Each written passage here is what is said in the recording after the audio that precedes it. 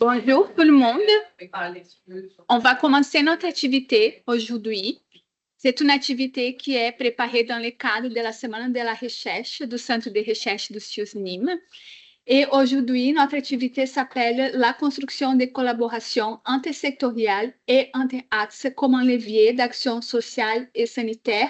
Et elle est organisée par l'Axe Recherche sociale et santé publique.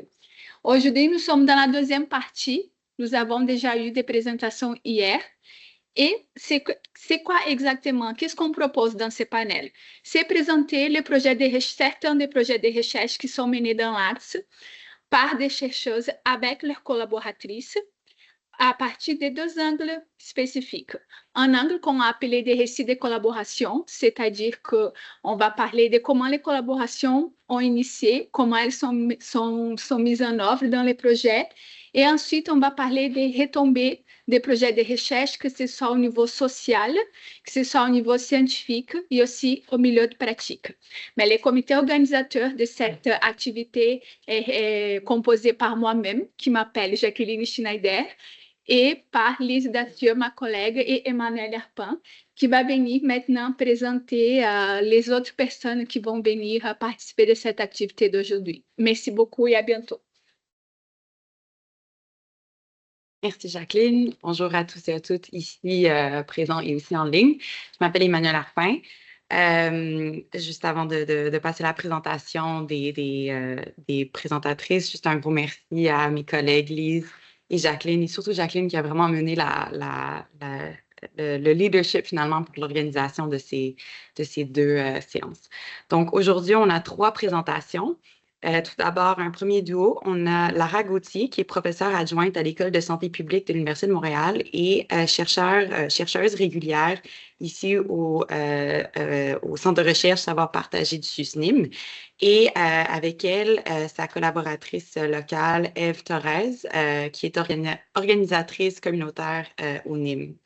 Ensuite, deuxième présentation, ce sera moi, Emmanuel Arpin. Je suis chercheuse d'établissement ici au SUSNIM et aussi professeure adjointe sous octroi à l'École de santé publique de l'Université de Montréal.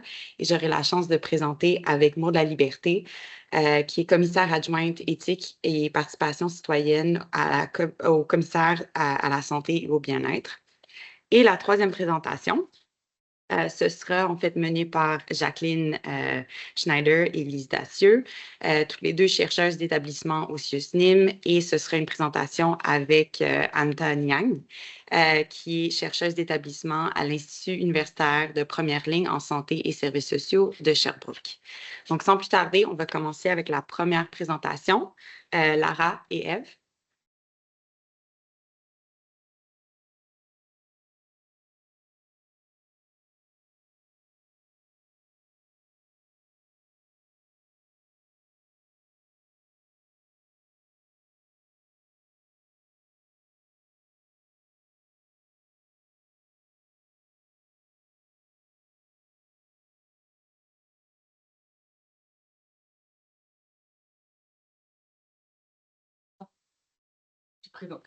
Non, vas-y, je te laisse.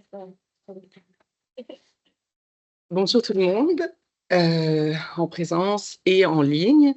Donc, c'est ça. Merci, Lara, pour la demande de m'accompagner aujourd'hui. Je suis un petit peu intimidée, puis c'est bizarre de parler à du monde aussi en virtuel.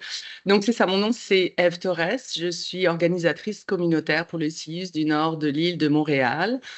Et en fait, bizarrement, je commence un peu par la fin, mais je suis devenue organisatrice communautaire parce que j'ai connu la profession justement durant le temps de la pandémie, et c'est ça qui m'a poussée un petit peu à aller essayer d'avoir un impact un peu plus fort peut-être sur les déterminants sociaux de la santé.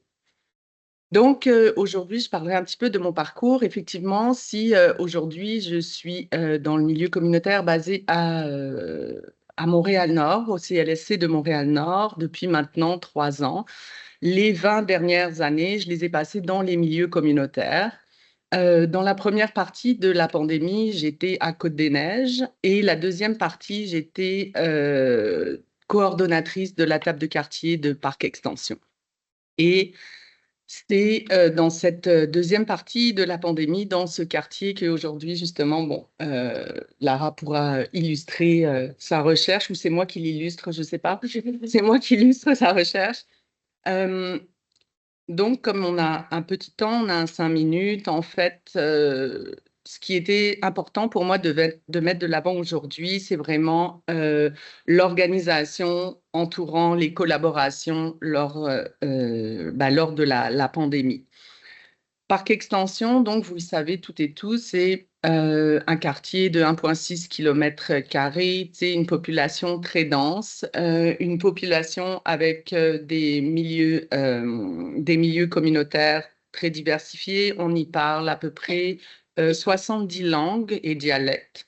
Donc, vous le savez, c'était un enjeu qui avait été soulevé, les enjeux de langue pour pouvoir transmettre l'information, ça a été tout un défi. Très rapidement, le milieu communautaire donc, a su se retourner pour pouvoir collaborer avec les milieux institutionnels, mais ça n'a pas été sans mal. Évidemment, les milieux communautaires avaient une capacité quand même plus importante, avaient plus d'agilité en fait à pouvoir s'organiser que les milieux institutionnels. Il y avait en fait des cellules de crise donc, qui se sont mises en place, qui regroupaient le milieu de la santé, mais également les autres institutions comme les arrondissements, les postes de police aussi, et vraiment donc tous les acteurs et les actrices du milieu.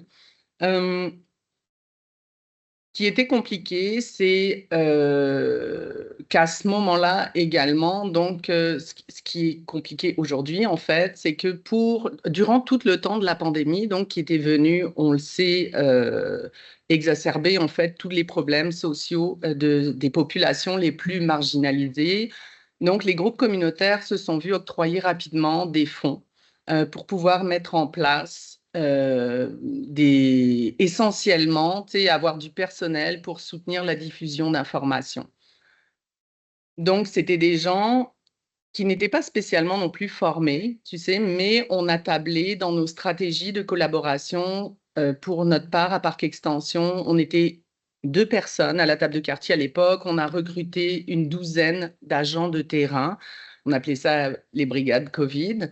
Mais on a choisi d'utiliser des gens qui habitaient le quartier, qui connaissaient les langues. Ça permettait de se rapprocher de manière plus naturelle de la population. Donc,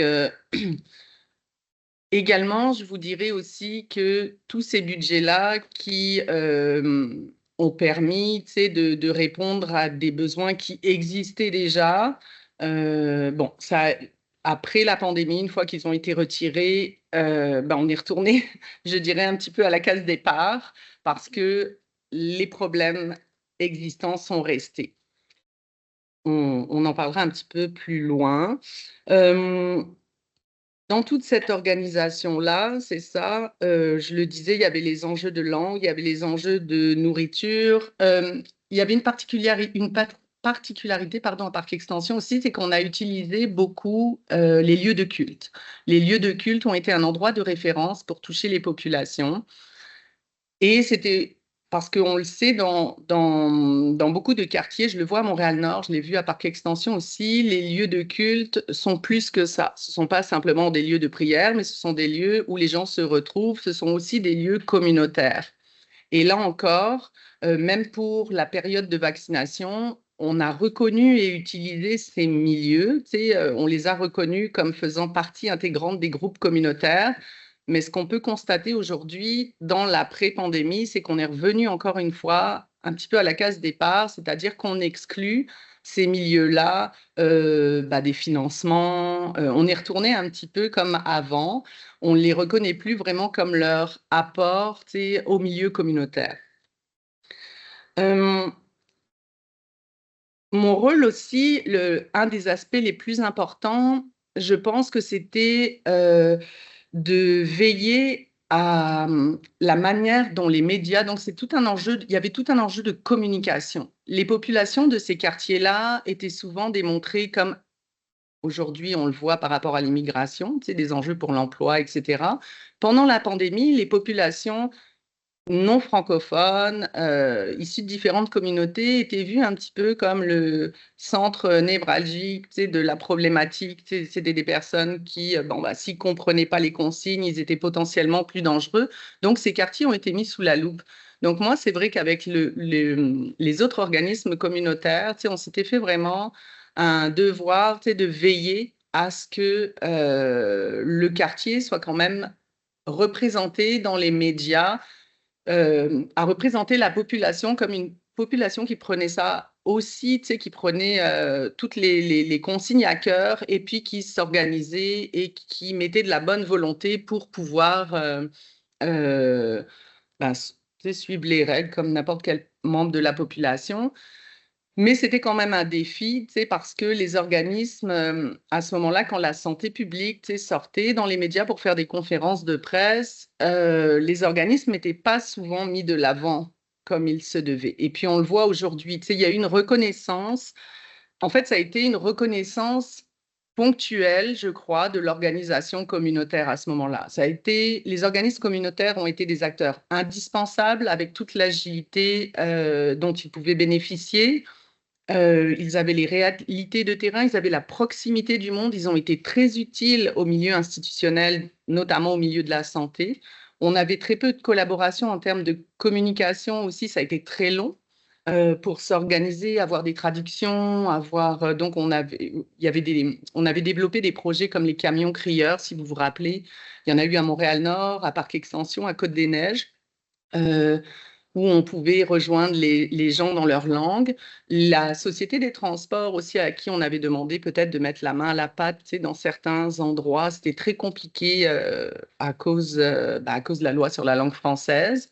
Et ça aussi, après la pandémie, on l'a vu avec l'arrivée de la loi 96, c'était encore une fois un paradoxe qui est venu s'ajouter. On a eu l'impression que tout ce qui est sorti, le milieu communautaire encore aujourd'hui dans les quartiers, et les populations ont encore ce sentiment-là.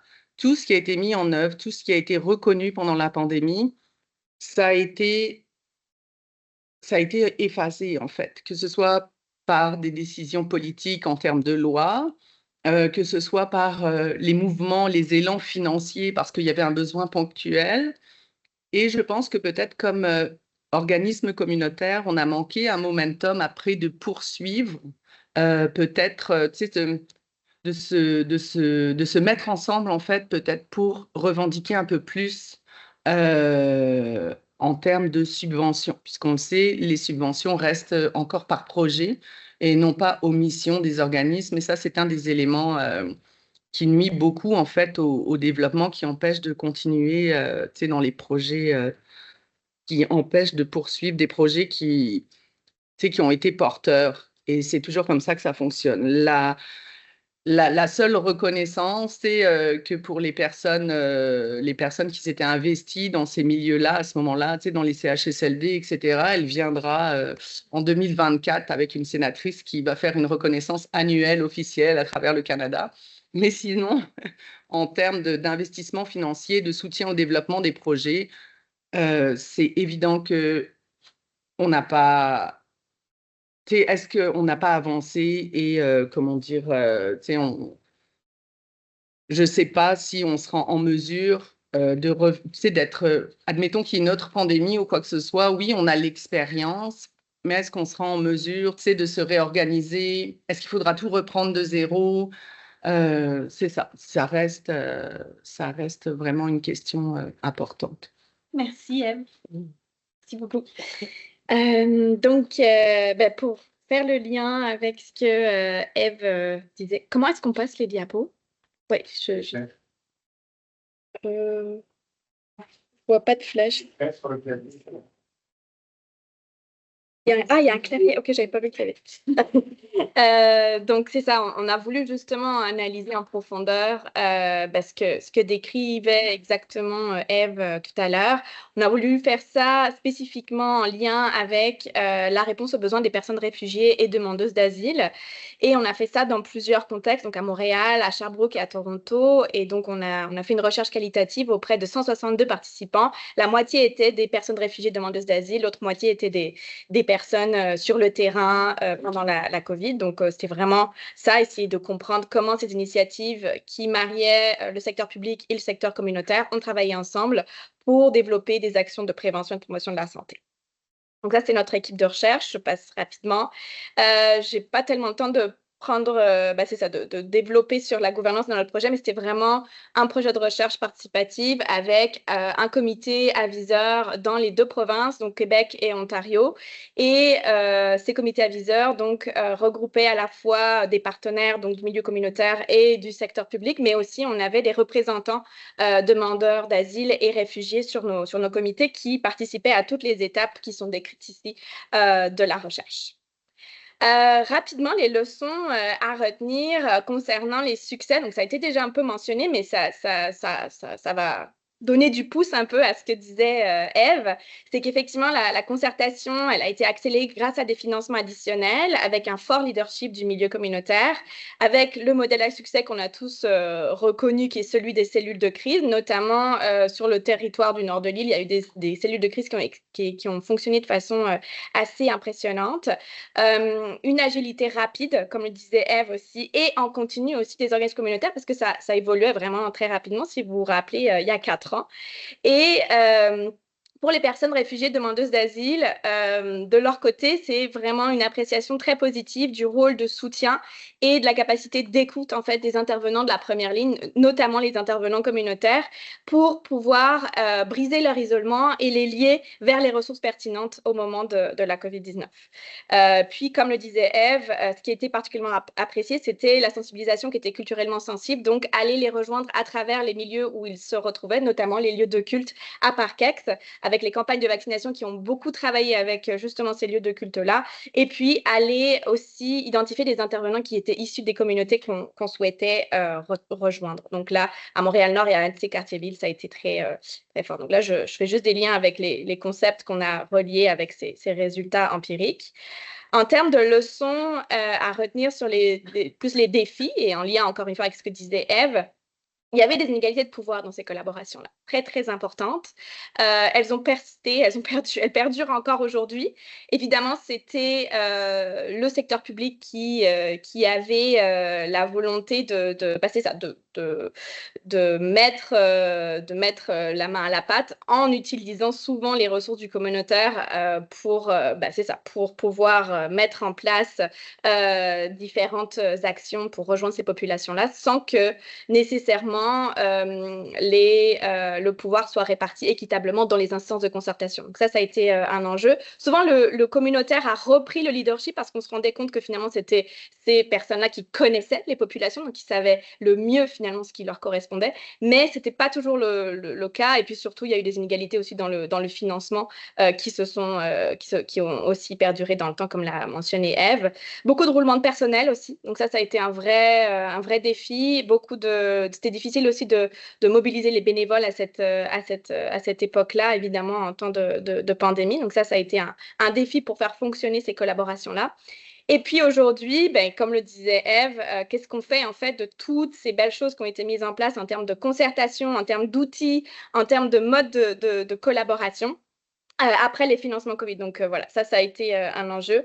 L'absence de financement stable, continu et de long terme pour le milieu communautaire, la difficile rétention de ressources humaines. Donc j'ai pas le temps, là, apparemment j'ai terminé, mais on a fait ressortir 3 recommandations à la suite d'un atelier qu'on a organisé en juin auquel a participé Ève, où on a essayé de vraiment mettre de l'avant l'expertise du secteur communautaire à plusieurs niveaux, donc financement, partage du pouvoir décisionnel et reconnaissance symbolique du leadership partagé, et puis aussi mettre en place un système en fait de reddition de comptes, d'imputabilité pour les personnes réfugiées demandeuses d'asile, et puis aussi développer un écosystème informationnel. Donc voilà, désolée, on a dépassé un petit peu. Les détails sont sur la diapo.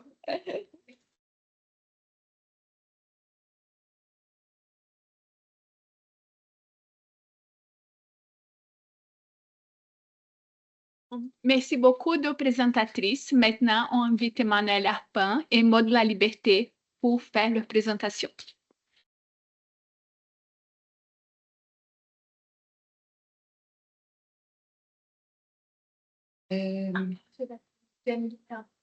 Non, c'est... Est-ce qu'il y a une souris? Oui, je suis là. Ah, bon, OK. Euh,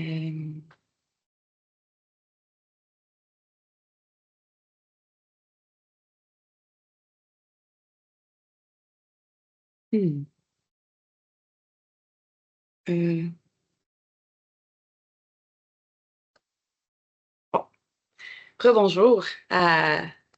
Ici, encore une fois, Emmanuel.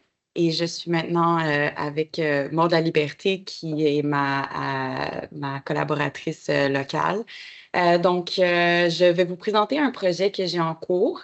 Et j'aimerais tout d'abord juste un peu vous présenter ma positionnalité dans cette recherche-ci, puis au sein du panel. Moi, ça fait juste quelques mois maintenant que je suis chercheure indépendante avec l'Université de Montréal et aussi le centre de recherche ici. Et aussi, je suis chercheuse quantitative. Donc, moi, je travaille beaucoup sur des questions de santé au niveau populationnel. Donc, vous allez voir que l'échelle et ma posture sont un peu peut-être différentes de mes collègues. Euh, donc, euh, on va commencer la présentation juste avec une présentation de nous deux, de moi et de Maude. Ensuite, j'aimerais ça vous présenter le projet en cours qu'on vient d'entamer. Un petit point théorique qui vient m'inspirer comme jeune chercheur ou jeune junior en ce qui a trait au Integrated Knowledge Translation. Et ensuite, on va présenter quelques points sur justement le récit de cette collaboration qu'on développe avec Maude et le CSBE, et aussi la problématique sociale, donc les impacts attendus pour la recherche et aussi pour le CSBE et pour le réseau de la santé au Québec. Et on va conclure avec quelques mots sur les prochaines étapes. Donc, moi, brièvement, je suis nouvelle chercheure, comme j'ai dit. Moi, je m'intéresse beaucoup aux causes et aux conséquences des inégalités d'accès aux soins de santé, toujours dans un domaine ou à un niveau d'échelle populationnelle.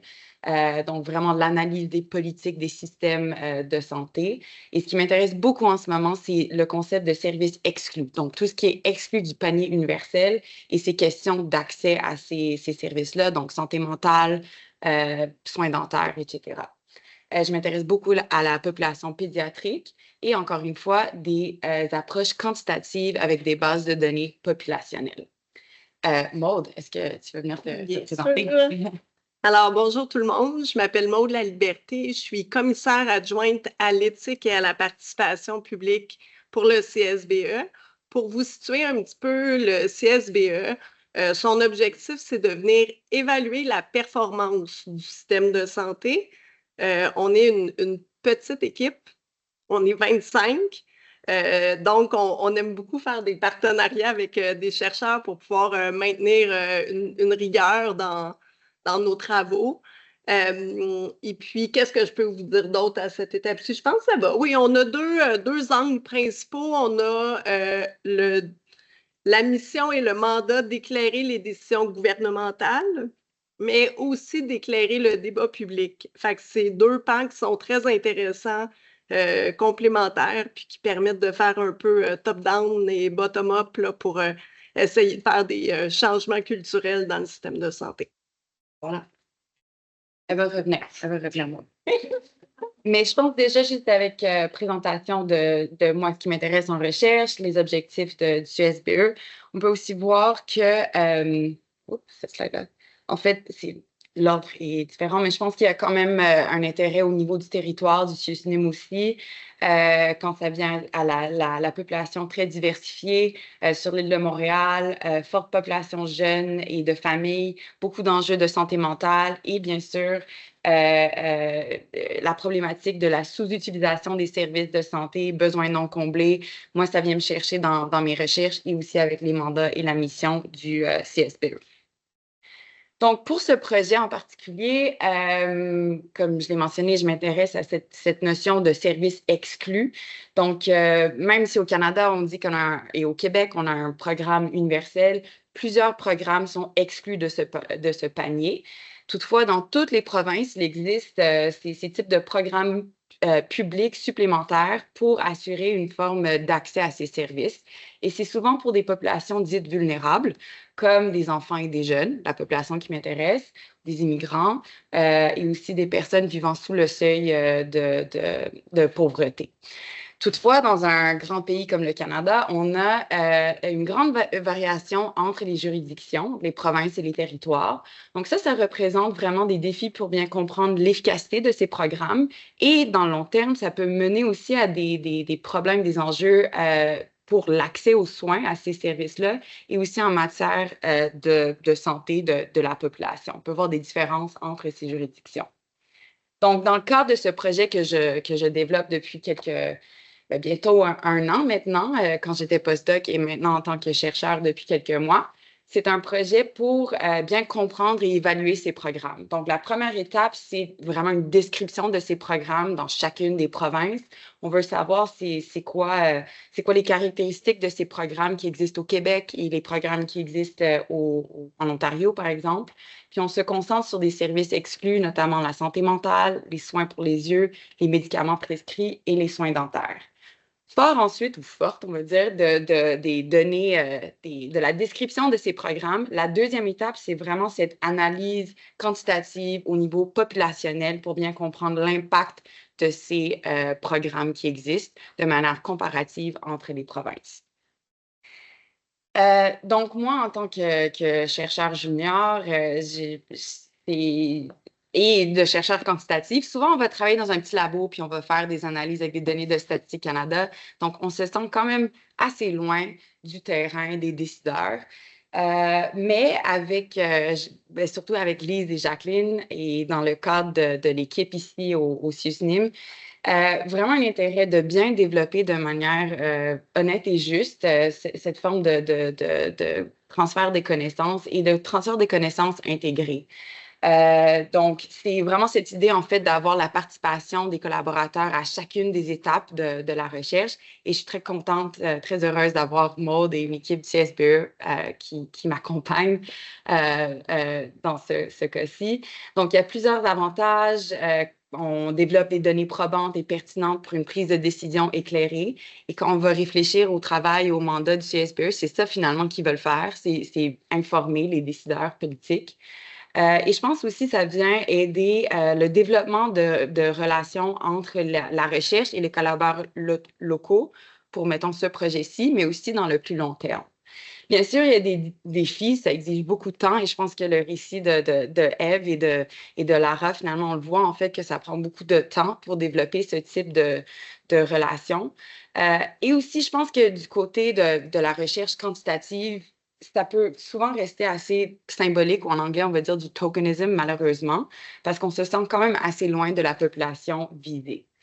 Mais moi, depuis quelques temps, j'y réfléchis, puis je me dis quand même, quand on fait des analyses à une échelle populationnelle, avec des grandes bases de données représentatives d'une population, d'un pays, d'une province, c'est quand même important de travailler avec des collaborateurs locaux pour bien cerner, comprendre et mesurer finalement les enjeux et les besoins d'une population visée.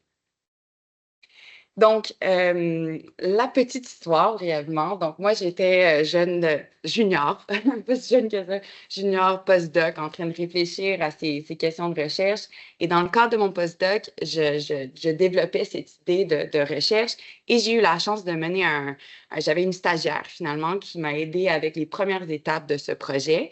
Et elle, forte, finalement, de cette expérience et de l'idée de faire des évaluations de programmes, elle a eu la chance d'avoir un stage ensuite au CSBE. Finalement, nous, moi et Maude, on a eu la chance aussi de se rencontrer grâce à cette stagiaire. Puis on s'est dit, bon, je pense qu'il y a un intérêt quand même assez partagé pour le fond et la forme, c'est-à-dire le fond même de cette idée de services exclus et aussi d'améliorer les politiques et les programmes existants. Et là, en fait, je voudrais réinviter Maude pour juste vous parler un peu de quelques projets gagnants que le CSBE a déjà menés par le passé.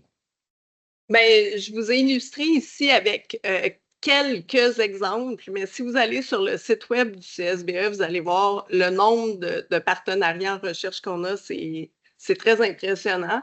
Fait qu'on a eu une collaboration avec l'Université de Sherbrooke pour mieux réfléchir à l'ancrage des PREM et des PROM, qui sont des unités de mesure qui sont beaucoup plus centrées sur le patient pour venir capter leur expérience, pour voir comment ça pouvait être un levier de gouvernance. Fait que comment on peut modifier les pratiques d'un système à partir de ces mesures-là. On a eu un rapport du HEC Montréal, Projection Horizon 2040, qui est venu faire la projection des besoins en hébergement et en soutien à domicile en 2040, qui donnait un son de cloche faut que j'arrête de parler, mon Dieu, que le système, clairement, ne sera pas viable s'il continue tel qu'il fonctionne actuellement, et d'autres exemples. Voilà. Donc, moi encore, chercheur junior, je me dis, non, mais quelle chance de pouvoir travailler avec le CSBE comme ça. Donc, avec quelques échanges entre nous, encore une fois, grâce à cette stagiaire que toutes les deux, on apprécie beaucoup, on s'est dit, OK, réfléchissons ensemble, en fait, aux yeux du CSBE, c'est quoi, en fait, les besoins, les enjeux sur le territoire québécois quand ça touche, en fait, aux services exclus. Et de ma posture de chercheur quantitative, je voulais, en fait, savoir c'est quoi vos mesures de santé et de bien-être. Et finalement, c'est vraiment la direction on m'a encouragé finalement de bien réfléchir à ces mesures quantitatives de bien-être. Je vais vous montrer quelques exemples. Donc, cette collaboration a été formalisée. Je suis très heureuse de le dire. On a déposé ensemble une demande de subvention auprès des IRSC cet automne. Et aussi, des membres du CSBE vont venir soutenir des stagiaires que je vais avoir cet hiver aussi. Donc, je suis très fière, finalement, je commence, mais très fière de voir quand même que c'est possible dans le cadre de ce genre de projet et de posture de chercheurs juniors de commencer à développer ce type de collaboration. Donc là, je voudrais réinviter Maud juste pour dire comment le CSBE, en fait, reste à l'affût de ses besoins et de ses enjeux populationnels. Je serai brève. Nous, ce qui nous intéresse beaucoup, c'est les résultats de santé bien-être qui sont importants pour les citoyens. Fait que ça, c'est vraiment la prémisse de nos travaux. Comment s'assurer que le système de santé est capable de s'orienter le mieux possible sur le plus de santé, le plus de bien-être pour le plus grand nombre, en fonction des ressources disponibles, en fonction des valeurs de la société. C'est certain que dans ce contexte-là, je trouve que le point faible actuel, c'est la mesure du bien-être. Comment on vient capter le bien-être, toute la question des déterminants sociaux de la santé dont on parlait un petit peu plus tôt, la prévention, la promotion, quel est ce rôle-là dans la santé de nos populations? Fait que c'est vraiment là-dessus qu'on souhaite axer nos efforts dans les prochaines années. Et juste un dernier mot, finalement, côté recherche. Encore une fois, inspirée forte de ces échanges avec mon chapeau dans mes bases de données, dit comment est-ce qu'on peut mesurer finalement le bien-être tel que défini par le CSBE. C'est quoi des bases de données? C'est quoi des échelles, des mesures quantitatives qui nous permettent de bien mesurer ces choses-là? Donc, non seulement aller faire de la recherche de mon côté avec des partenaires de recherche, mais aussi participer à des consultations avec Statistique Canada, donc ces organismes de données qui vont même développer ces bases de données. Donc, juste quelques exemples ici très rapidement. Un exemple dans l'enquête sur la santé des collectivités canadiennes, qui est une base de données sur la... En fait, on va aller passer des entrevues avec tous les Canadiens et Canadiennes à chaque année. Ils ont de plus en plus de questions sur le bien-être, justement, que ce soit des questions posées, des échelles, et non seulement sur le bien-être en général, mais sur la santé mentale encore plus. Et aussi, ils ont beaucoup de questions sur les besoins de santé non comblés. Donc, avec ces informations-là, on est capable de nos collaborateurs locaux, on est quand même allé chercher, tenter de répondre à ces besoins. Et juste pour terminer cette présentation, j'ai rapidement mentionné cette notion de consultation. Depuis cet automne, j'ai été, en tant qu'utilisatrice de recherche de ces bases de données de Statistique Canada, on m'a invité même à participer à des consultations avec les équipes qui vont collecter les données. Donc, j'ai eu la chance même de dire « Hey, il y a un intérêt pour ce type de variable-ci » ou « Ça, c'est un enjeu populationnel. » Donc, je pense que nous aussi, en tant que chercheurs, on peut participer à ce développement de produits de données. Et juste un encouragement peut-être pour les personnes qui sont en ligne aussi. Il y a de bonnes et belles sources de financement qui veulent soutenir ce type de collaboration, de recherche quantitative avec des chercheurs, pardon, des organismes communautaires. J'en donne 2 exemples ici. Donc, c'est juste un mot d'encouragement finalement pour mes collègues finalement. Donc, je vais m'arrêter là. Et voilà, merci beaucoup. Merci Maude.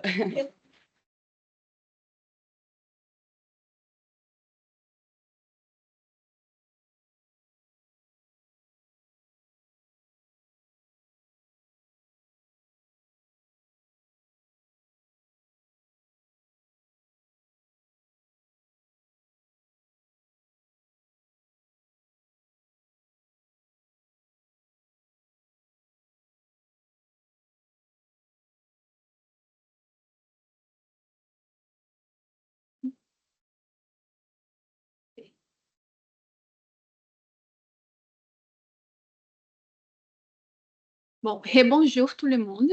Maintenant, je vais présenter avec mes collègues Lise et Anta qui vont venir vous parler rapidement parce qu'on a quelques minutes pour présenter notre projet. Nous allons alors vous présenter un projet qui est mené en collaboration avec l'équipe périnatalité et petite enfance du CLSC de Montréal-Nord, qui s'appelle une étude qualitative des interventions sociales auprès des femmes enceintes et jeunes mères demandeuses d'asile au CLSC de Montréal-Nord. Je voulais remercier la direction de la recherche et de l'innovation du CIUSNIM pour le soutien apporté à ce projet de recherche.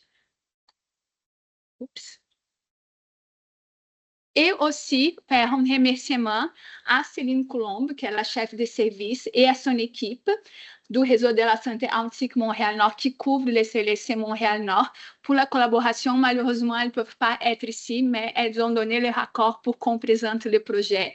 Même si elles ne peuvent pas être ici, mais on leur dit merci et peut-être qu'elles peuvent nous écouter et donner après le feedback par rapport à notre présentation. Alors, qu'est-ce qu'on va vous présenter? D'abord, l'objet de la recherche, la construction et mise en œuvre de la collaboration, c'est moi qui vais vous présenter cette partie.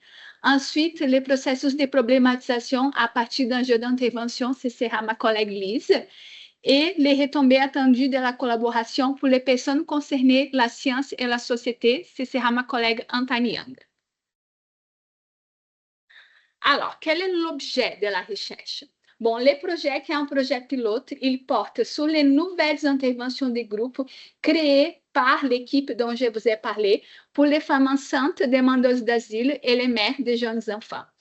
Ces interventions sont animées généralement par une équipe composée d'une travailleuse sociale, d'une technicienne en travail social et d'une technicienne en éducation spécialisée.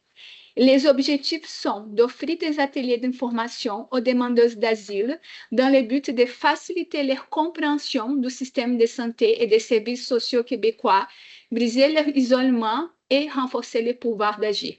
Au besoin, la participation aux interventions des groupes peut aussi être complétée par un accompagnement individuel et ou avec toute la famille, ça dépend de l'évaluation des intervenantes. Ça, c'était l'objet sur lequel on allait se porter. Et quel est notre objectif du projet de recherche?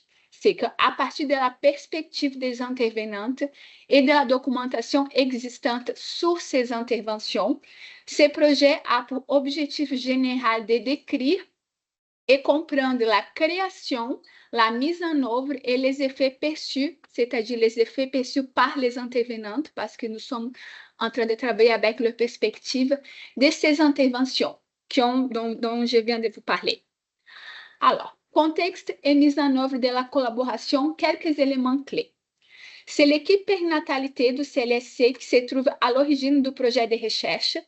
Elles ont contacté, la chef de service, Céline Colombe, a contacté une chercheuse régulière du centre de recherche du CIUSNIM qui m'a contacté parce que je venais d'arriver, je venais de présenter ma programmation de recherche qui portait sur la périnatalité et l'immigration. Nous avons une première rencontre et après, je me suis dit, bon, il va falloir que je compose une équipe de recherche aussi parce qu'elles ont l'équipe intervention et l'équipe de recherche a toujours à gagner avec nos intérêts, nos expériences complémentaires. Alors, la constitution de cette équipe de recherche a été motivée par la volonté de réunir au sein de l'équipe expérience de travail avec les milieux de pratique, orientation théorique et intérêt de recherche complémentaire.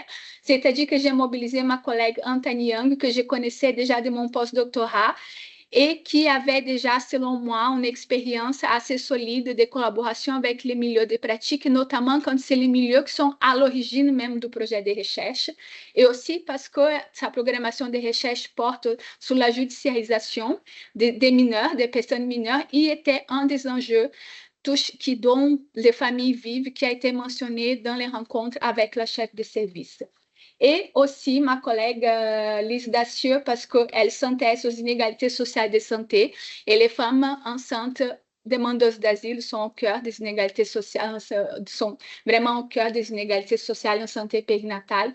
Et aussi parce qu'elle mobilise une approche théorique de l'intersectionnalité qui était aussi mobilisée par l'équipe intervention. Alors, la mise en œuvre de la collaboration entre l'équipe recherche, nous on s'est nommé équipe recherche, pour collaborer avec l'équipe intervention. Elle est marquée par des rencontres régulières, virtuelles et une rencontre en présence. On a visité les CLC et nous avons passé des heures à discuter. Et ces rencontres ont permis de peaufiner la problématisation et cerner les besoins et possibilités d'investissement de l'équipe intervention dans les processus de la recherche. Là, je passe la parole à ma collègue Lise. Alors, merci. Donc, moi, j'aimerais vous parler du processus par lequel ce projet de recherche a été problématisé, un petit peu dans l'idée de comment on passe d'un enjeu d'intervention à un projet de recherche. Alors, ce que j'ai fait, oui. Donc, ce projet, il faut savoir que son point de départ, c'est vraiment les enjeux qui ont été formulés par les intervenantes de l'équipe périnatalité et petite enfance de Montréal-Nord. Et ces enjeux, en fait, le principal constat qu'elle faisait, c'était un constat d'une inadaptation des services offerts au CLSC qui sont principalement centrés notamment sur la préparation à la naissance. Ces services ne répondaient pas adéquatement aux besoins des mères de jeunes enfants demandeuses d'asile et femmes enceintes demandeuses d'asile qui étaient présentes sur leur territoire. Et des enjeux qui touchaient notamment à leur précarité socio-économique, également aux défis, tout ce qui est relié au parcours migratoire, à l'installation dans leur nouveau pays, également les barrières de langue, ce qui les a menés, en fait, comme le disait Jacqueline tout à l'heure, à vraiment développer de nouvelles interventions à destination de ces femmes, donc des interventions qui seraient plus flexibles, qui seraient vraiment centrées sur les besoins des femmes demandeuses d'asile, incluant leurs besoins immédiats et également les besoins d'information sur les différents services auxquels elles peuvent avoir accès. Et donc, après avoir développé cette intervention, les intervenantes du CLSC sont vraiment venues vers nous avec un besoin en recherche. Le terme, en fait, qui revenait souvent dans les rencontres qu'on a eues, la phrase qu'elle utilisait, c'est vraiment documenter ce qu'on fait. Donc, qu'est-ce qu'on est en train de faire quand on fait cette intervention-là? Et donc, ça répondait à deux choses. Premièrement, un besoin de réflexivité de la part des intervenantes, un petit peu prendre du recul sur leur pratique, prendre du recul sur la temporalité de l'intervention, qui est souvent dans l'immédiateté, et également rendre leurs interventions plus visibles, également les formaliser un petit peu pour pouvoir éventuellement les transmettre lorsqu'elles ont des demandes émanant d'autres milieux de pratique. Et en fait, nous, en tant que chercheuses, on a été très frappés par le fait que les enjeux qui étaient soulevés par les intervenantes, ils correspondaient totalement à des enjeux qu'on peut trouver dans la littérature sur les mères demandeuses d'asile en période périnatale, puisque la littérature, elle, documente à la fois des enjeux liés aux inégalités sociales qui incluent la précarité du parcours migratoire, également un manque de ressources matérielles et un isolement, une solitude de ces femmes qui peut survenir au moment où elles arrivent dans leur nouveau pays. Et ces enjeux sociaux, comme souvent, ils sont très interreliés à des enjeux de santé, puisque la littérature épidémiologique montre que les femmes demandeuses d'asile ont des issues de grossesse plus défavorables que les autres femmes. Également, un apport alimentaire insuffisant qui est très souvent lié également aux ressources matérielles et des enjeux de santé mentale qui ont, eux, des causes multiples, dont également des inégalités sociales. En font partie, ce qui crée en fait des barrières d'accès aux services. Et donc, dans la littérature, on retrouve également la recommandation de développer des services plus adaptés à cette population, qui était exactement en fait l'intervention que le CLSC Montréal-Nord était en train de développer avec cette équipe-là et qui vraiment, on voit que ça répond tout à fait à un besoin qui est documenté au-delà de la situation locale. Donc, avec tout ça, comment on a défini les objectifs et une méthodologie de recherche? Donc, d'abord, c'est une définition qui s'est faite de manière vraiment conjointe avec l'équipe d'intervention lors de rencontres multiples. Et en fait, en termes de cadre théorique, on s'est rapidement orienté vers une approche séquentielle qui allait nous permettre de décrire l'intervention. Donc, c'est une approche qui est issue à la base de l'analyse de programme public et qui permet vraiment de la décrire de manière chronologique depuis sa création, en passant par sa mise en œuvre, les pratiques concrètes des intervenantes et enfin ses effets tels qu'ils sont perçus par les intervenantes. Et en termes de méthodologie, donc l'étude n'a pas encore commencé, mais elle va commencer sous peu et ça va être une étude qualitative avec des entrevues et un groupe de discussion. Et je voudrais souligner également que c'est vraiment essentiel, même dans la définition de la méthode, de faire ça en concertation avec l'équipe d'intervention pour vraiment assurer que ce soit compatible avec aussi leur travail, leur charge de travail et que le projet s'insère bien dans leur quotidien d'intervenant. Je passe tout de suite la parole à Anta. Merci Elise. En vous entendant, Jacqueline et Lise, ça me réactualise le fait que j'adore ce projet. Et c'est moi qui ai le plaisir de vous parler des retombées potentielles du projet. Donc, c'est certain que c'est un projet qui présente plusieurs retombées. D'abord, au niveau de la documentation des pratiques d'intervention sociale, à plusieurs niveaux, en fait, en termes de réflexivité au niveau des pratiques d'intervention sociale. Donc, déjà, c'est un projet qui répond directement aux besoins qui ont été exprimés par les personnes intervenantes à l'origine du projet, de documenter leurs propres pratiques. Donc, il y a quand même un potentiel de réflexivité qui est vraiment intéressant aussi dans ce projet, puisque elles ne sont pas seulement observatrices en fait de leurs propres pratiques, mais elles entretiennent une posture aussi réflexive à l'égard de ces pratiques-là. On a constaté d'ailleurs tout au long de la collaboration là depuis le début que ce travail réflexif en fait il prend part depuis le début du projet en fait. Et il fait partie du processus de documentation. C'est réflexif à la fois pour les personnes intervenantes, mais aussi pour nous comme chercheuses.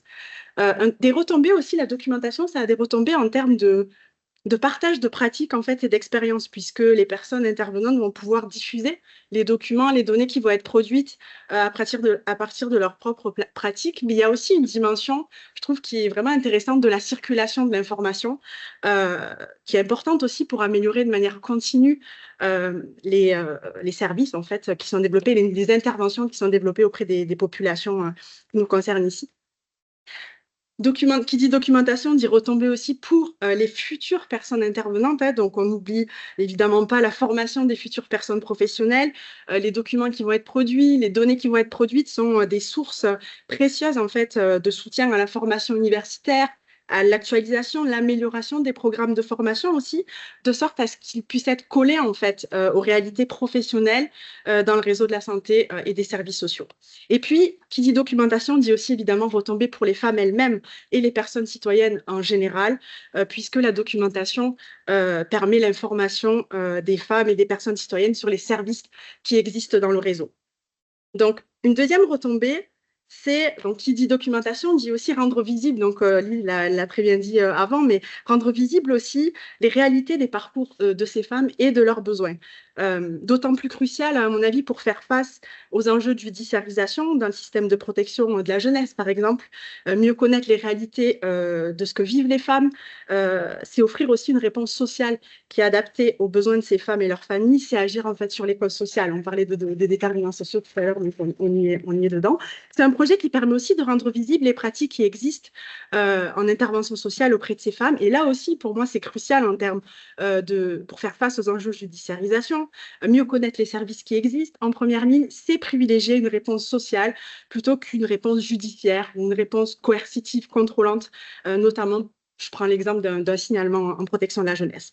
Ces deux dimensions, évidemment, elles sont interreliées. Hein. L'information sur les réalités des parcours va permettre de soutenir l'amélioration des pratiques qui existent, le développement de nouvelles interventions, mais aussi l'information sur les pratiques qui existent va permettre de doter les femmes d'un pouvoir aussi de solliciter les services qui répondent à leurs propres besoins, puisqu'elles sont évidemment les mieux placées pour les connaître. Et puis enfin, je terminerai avec les dernières retombées, donc évidemment faire émerger de nouvelles avenues. Donc c'est un projet qui contribue au développement de connaissances sur les pratiques en périnatalité et immigration, au croisement de plusieurs disciplines. En particulier, donc c'est un projet qui va permettre de dresser en fait un portrait des interventions sociales en direction des femmes, des mères demandeuses d'asile au Québec, qui va permettre aussi de dépasser le regard porté. Ève en parlait tout à l'heure aussi, le regard porté sur les femmes et les mères demandeuses d'asile au travers seulement des situations de vulnérabilité qu'elles vivent durant leur parcours, pour aller vers un regard en fait sur le pouvoir d'agir en fait sur elles-mêmes, mais aussi sur les interventions qui leur sont destinées, ainsi que sur la société dans son ensemble. Il va inviter à explorer la place occupée par les interventions dans le développement du pouvoir d'agir de ces femmes, dans un souci évidemment toujours de réflexivité des pratiques. Puis je terminerai par deux petits points avec l'idée évidemment d'ouvrir sur un volet sur les expériences des femmes de ces interventions, ainsi qu'on ambitionne là de développer des récits de pratiques des personnes intervenantes. Donc je vais m'arrêter là, j'espère que je suis dans les temps. On va pas encore les questions. J'en avais peut-être une pour commencer si vous voulez. J'aimerais ça savoir, en fait, avoir un peu des pistes d'idées en général là, sur comment est-ce que l'arrimage entre la recherche et l'intervention et puis le fait que la recherche peut aussi mettre en évidence ou en lumière certains enjeux, certains besoins, même criants, je pense qu'on l'a vu avec chacune des présentations sur le plan de l'intervention. Une fois que cette recherche-là est faite, c'est quoi les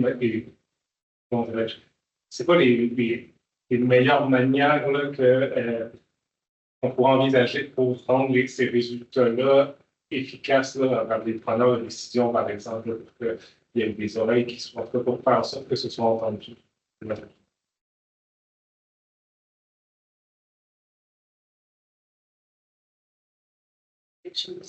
Avant l'expertise, mais c'est ça. En fait, c'est très important maintenant dans les milieux parce que à la suite de la pandémie, mais pas seulement, tous les milieux, notamment ces quartiers-là, Montréal-Nord, Parc Extension, etc., ont été sous la loupe vraiment. Et c'est très attendu par les milieux communautaires et les groupes qu'on leur fasse un retour justement sur les résultats de cette recherche. Parce que la question revient tout le temps et pour pouvoir continuer à participer, ils attendent, eux, d'avoir des retours, mais aussi, c'est ça, que ce soit transmis dans les plus hautes sphères institutionnelles, dans les ministères et dans les milieux politiques.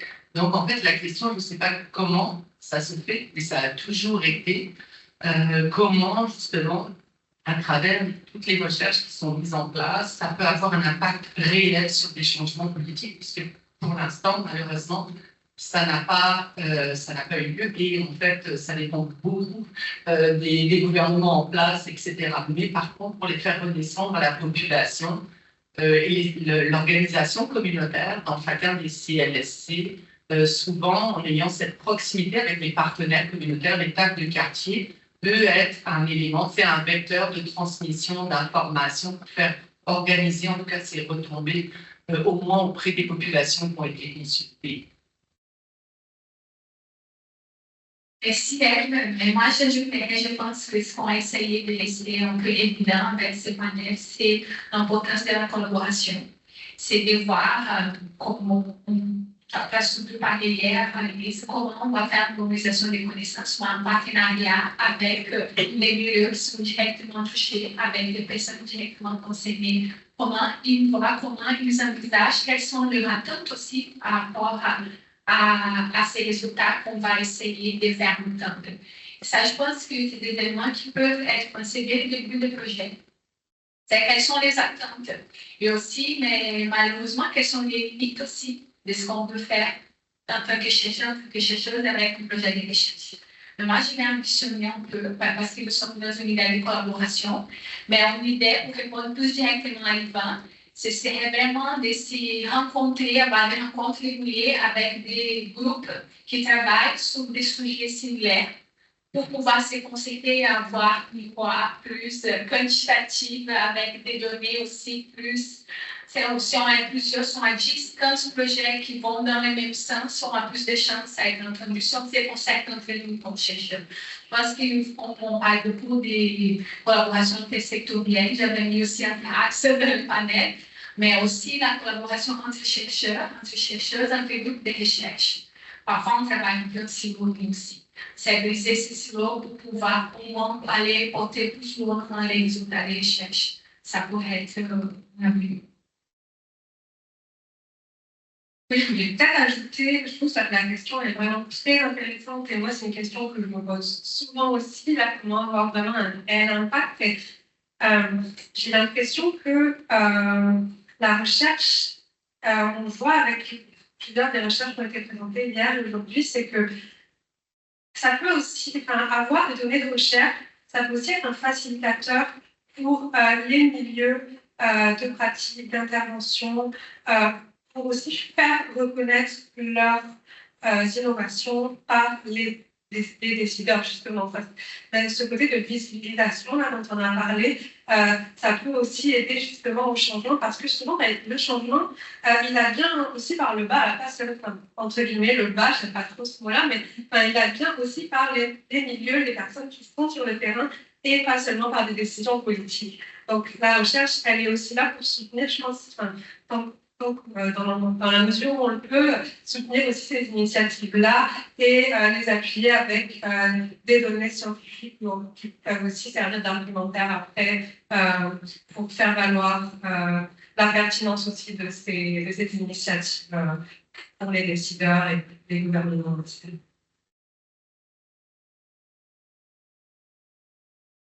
Ben, je peux peut-être ajouter, la question est très pertinente. C'est une question sur l'ensemble des leviers d'influence. Il y en a plusieurs. Puis, tu sais, est-ce qu'une recherche pourra influencer directement un décideur? Ou est-ce qu'un ensemble de recherches doit venir influencer les décideurs? Puis, je pense que ça dépend aussi le niveau qui est ciblé. Fait que je pense que c'est une bonne idée de d'abord se demander, ben, est-ce qu'on est dans une décision plus au niveau CCIUS où le PDG aura un pouvoir d'action? Est-ce qu'on est dans l'organisation des soins et des services? On est dans les politiques de santé, puis là, ça va nous prendre une action plus concertée. Fait que déjà, de savoir où on se situe. Puis après, ben, s'il y a plus d'argent quelque part, il y en a moins ailleurs. Fait que je pense qu'il faut aussi réfléchir à ce qu'on mobilise comme valeur. Fait que pourquoi c'est important? Pourquoi ça répond aux valeurs des Québécois, des Québécoises? Comment ça vient répondre à notre cadre normatif? Je pense que c'est ce type de réflexion-là qui aide. Mais j'aime beaucoup l'idée aussi de capitaliser la force de plusieurs chercheurs ensemble, puis de compiler, de synthétiser des résultats de recherche, de plusieurs recherches qui vont porter un message plus fort. C'est une avenue, mais la question de l'influence, je pense que tout le monde se la pose à chacun son niveau. Juste pour ajouter, je pense que l'influence au niveau local, au niveau territorial, elle est très facile. Et influencer les décideurs municipaux dans les arrondissements séparés, influencer les décideurs provinciaux, fédéraux, là, c'est plus compliqué. C'est là que tout est plus enjeu là. Même en faisant plusieurs recherches qui font toutes la même chose, on va dans des politiques et des lois qui vont absolument à l'inverse de ça, même quand les études en question ont été commanditées par les ministères. Donc, je laisse ça là.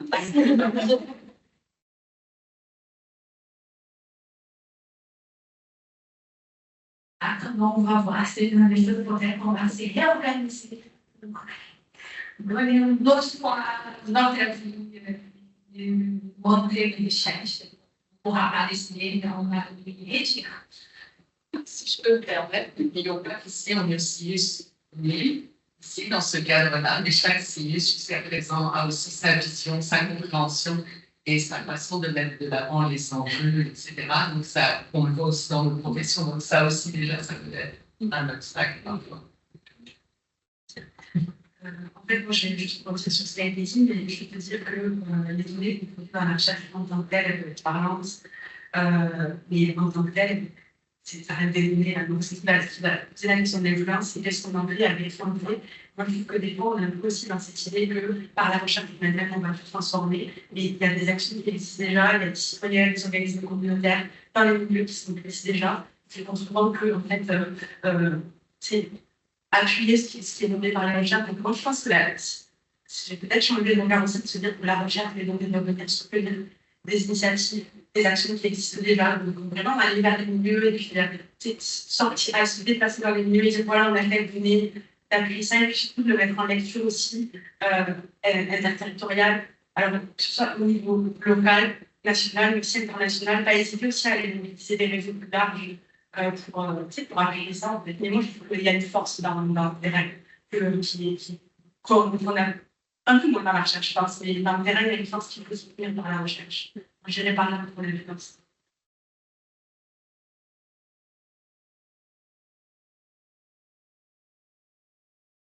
Il n'y a pas d'autres questions sur le chat, mais il y a beaucoup de merci beaucoup, c'est très intéressant. Mais il y a une question aussi, on peut? Une question par rapport à la présentation, c'est tout à l'heure, vous avez nommé la question le regard est porté sur les populations et que défendre de associer ça à la non-unicité. Est-ce que par rapport à ça, il y a. Moi, j'ai demandé d'un savoir plus par rapport à la question que je me pose aussi, la cité. Si jamais vous n'avez pas de réponse, c'est correct, mais c'est vraiment intéressant d'amener cette lecture-là. C'est simplement que on parle de la pandémie, on ne parle pas de tout le reste, même si je veux dire, c'est comprendre dans les médias de citer certaines catégories de population, c'est ça, la stigmatisation, c'est un impact sur les populations politiques, etc. Mais là, dans le cadre de la pandémie, il y avait comme évidemment la panique, tout le monde ne savait pas d'où ça venait, et c'est très rapidement aussi que les médias ont repris, ont stigmatisé justement certains quartiers, certaines populations, pour démontrer que bon, voilà, c'est des gens qui ne sont pas français, qui sont pas, qui ont mis ces quartiers-là et ces populations-là vraiment de l'avant. Ça devenait encore une fois une source du problème, on va dire. Alors effectivement, on le sait quand on regarde un peu l'analyse politique. Quand on fait une analyse politique au Québec, ça fait partie des stratégies du gouvernement actuel, mais pendant la pandémie, c'était quand même un petit peu dangereux parce que c'était déjà des populations vulnérables qui souhaitaient, elles aussi, qui avaient peur, elles aussi, qui souhaitaient avoir accès à l'information, qui finalement ont été mis en lumière. C'est ça, comme cette fois-ci, encore même pendant la pandémie. D'ailleurs, on l'a vu, il y avait une recrudescence des actes racistes et haineux envers les populations asiatiques aussi, particulièrement, chose qui était moins courante. En tout cas, c'était une forme de racisme différente envers les populations, même si ce n'est pas mieux. En tout cas, c'est différent, sauf que là, vraiment, c'est décidé. Puis, ça a eu un impact. Le côté positif, c'est comme on l'avait mentionné, le lien avec les lieux de culte qui ont pu être utilisés. Alors, moi, j'avais l'espoir, personnellement, que ça ouvre un peu la vision, justement, cette vision de la population, du politique en général, des institutions, pour revaloriser justement ces milieux-là qui ne sont pas exclusivement des lieux de prière, qui sont aussi des lieux d'endroits où les gens se retrouvent culturellement, ils ont de l'aide alimentaire. Je veux dire, c'est plus qu'un lieu de culte, en fait, c'est vraiment. Et cette grande générosité, je m'étais dit, quand par exemple la Parc Extension, la grande mosquée en face du métro de Parc Extension avait été un début de vaccination. D'abord, ils ont accepté tout de suite. Alors, ça faisait partie justement dans des mosquées qui n'étaient peut-être pas les plus ouvertes selon certains dires, mais en tout cas, ils se sont organisés tout de suite. Toute la population a eu accès. Ça a été très facilitant, donc le même pour nous, pour les équipes, c'est pas celui du Nord, c'est celui de l'Ouest, entre l'Ouest. Mais en tout cas, ça a été vraiment facilitant. Mais encore une fois, à chaque fois qu'il y a un enjeu de société, puis on parlait des déterminants sociaux de la santé, on va vers déjà des populations qui sont plus marginalisées, qui ont des enjeux d'accès déjà à des services. Et ça serait peut-être ça aussi les stratégies, appuyées, soutenues par des recherches. Ça fait partie d'une réflexion politique plus globale en soutenant les populations. Quelqu'un a dit tout à l'heure qu'on ne peut pas, même si on ne peut pas utiliser ce terme-là, mais en soutenant la société par ces personnes les plus vulnérables et en les ramenant, leur facilitant l'accès aux mêmes services que toute la population, ça pourrait aider la société d'une manière plus générale. Puis ça, je pense que malheureusement, après à la fin de la pandémie, on a laissé tomber, on est revenu dans les vieux travers, et puis dans notre réseau, ça, on continue à avoir nos difficultés, et puis il y a beaucoup d'ouverture, il y a des choses qu'on met en place, mais vous allez le voir, et puis vous suivez les moments de demandeuses d'asile, etc. Donc vous allez voir qu'on reste toujours, on a toujours des enjeux de langue, d'interprétariat, même si on a la loi 96 qui a été assouplie au niveau des services en santé. Comme ça, je fais du politiquement correct. Mais je veux dire, malgré tout, c'est un défi au quotidien avec des populations et l'accès à la santé, c'est un droit.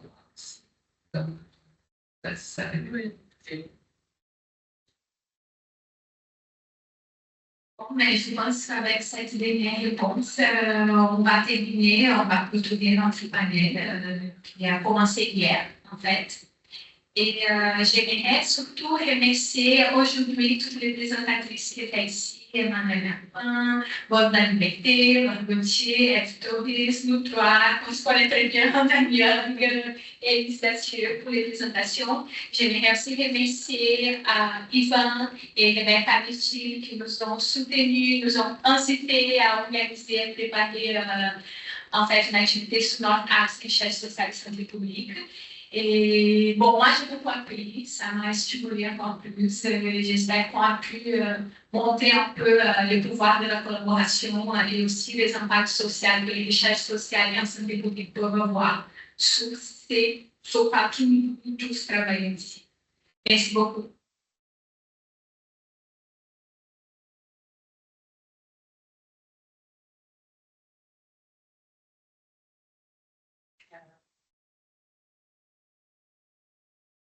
S'il reste encore une seconde, moi j'aimerais, je pense au nom de tout le monde ici, remercier Jacqueline Schneider, qui a été à l'initiative de l'idée de ces 2 journées et qui a fait un énorme travail d'organisation et qui nous permet d'être réunis dans une superbe logique.